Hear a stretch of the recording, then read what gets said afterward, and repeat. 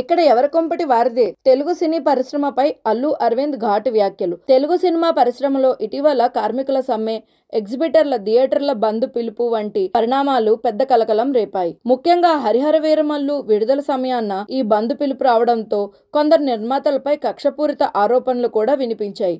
అయితే అగ్ర నిర్మాత గీతా ఆర్ట్స్ అధినేత అల్లు అరవింద్ తనకు ఈ వ్యవహారంలో ఎలాంటి సంబంధం లేదని స్పష్టంగా చెప్పారు. తాజాగా సైమా బృందం నిర్వహించిన ఓ కార్యక్రమంలో మాట్లాడిన అల్లు అరవింద్ తెలుగు సినిమా పరిశ్రమలో ఐక్యత లేదని, ఇక్కడ ఎవరి కొంపటి వారిదే అని వ్యాఖ్యానించారు. ఈ ఏడాది జాతీయ అవార్డులో తెలుగు సినిమాలు 7 అవార్డులు గెలుచుకున్నప్పటికీ పరిశ్రమగా కలిసి వేడుక జరుపుకోకపోవడం విచారకరం అన్నారు. సైమా ఈ అవార్డు గ్రహీతలను సత్కరించడం అభినందనీయం. కానీ ఇండస్ట్రీ మొత్తం కలిసి ఈ విజయాన్ని పండగలా జరుపుకోవాల్సింది. కానీ ఐక్యత లేకపోవడం వలన అది జరగడం లేదని స్పష్టం చేశారు. దివంగత హాస్యనటుడు అల్లు రామలింగయ్య కుమారుడిగా సినీ పరిశ్రమలోకి వచ్చిన అల్లు అరవింద్ తొలుత నటుడిగా మెప్పించి తర్వాత గీతా ఆర్ట్స్ బ్యానర్ను అగ్రస్థానానికి చేర్చారు. పరిశ్రమలో ఏ అంశం అయినా నిర్మోహమాటంగా మాట్లాడే వ్యక్తిగా ఆయన ప్రసిద్ధి చెందారు. అది కాకుండా మనకి తెలుగులో మనకి ఒక కల్చర్ కొద్దిగా తక్కువైంది. ఏంటంటే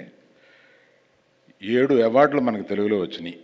ఆ 7 అవార్డులకి ఇండస్ట్రీ స్పందించక ముందే వీరు సైమా వారు స్పందించి వారిని అందరినీ ఒక స్టేజ్ మీద తీసుకొచ్చి వారిని సత్కరించాలని అనుకోవడం చాలా నిజంగా అప్రిషియేట్ చేయదగింది.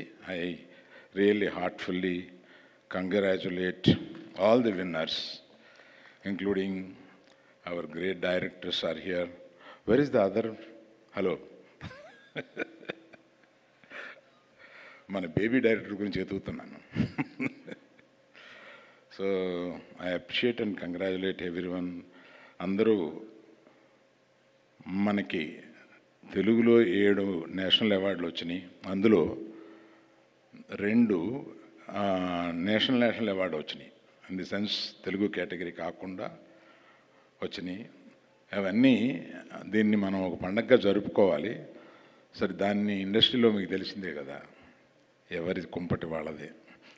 అందుకని I really appreciate once again SIIMA for coming forward and దీన్ని ముందుకు తీసుకెళ్తున్నందుకు.